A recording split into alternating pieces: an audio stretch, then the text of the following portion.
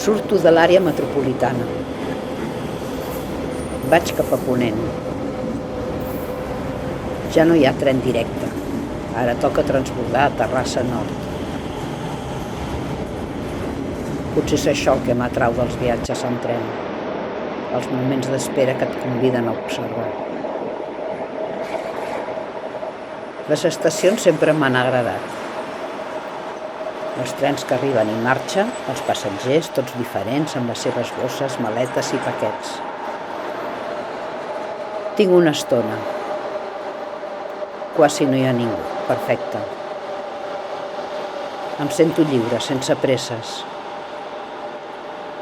Camino fins a l'extrem de l'andana. Allà comença el túnel. Un cartell de no passar em talla el pas, però no la mirada.